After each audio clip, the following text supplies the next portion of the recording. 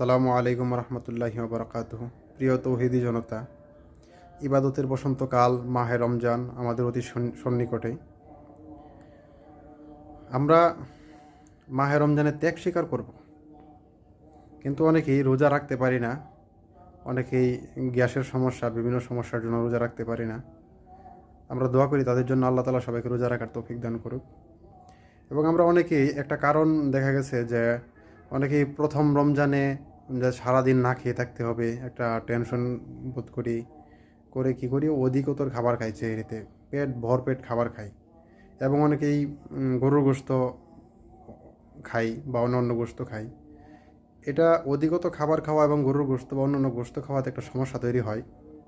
যখন সকাল হয় 1-1.5 ঘন্টা 2 ঘন্টা যায় চেহারি খাওয়ার পরে, তখন আস্তে আস্তে ওই খাবারটা হজমের জন্য স্বাভাবিকভাবে শরীরে পানির প্রয়োজন হয়, কিন্তু আমরা পানিটা তখন আর দিতে পারি না।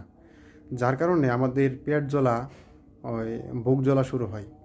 আমরা গোশত পরিহার করি এবং পেট ভরে খাবার খাওয়াটা পরিহার করি। আমরা আধ প্লেটে বা 1 প্লেট 1.5 প্লেট খাবার খাই এবং গোশত পরিহার করে অন্যান্য নর্মাল মাছ বা শাকসবজি যেগুলি আছে এগুলি খাই। আমাদের ইনশাল্লাহ রোজা রাখতে কোনো অসুবিধা হবে না। সবাই ভালো থাকি এবং সবাই সবার জন্য দোয়া করি। মাহে রমজানের কল্যাণের জন্য আল্লাহর কাছে আমরা দোয়া করি। আসসালামু আলাইকুম।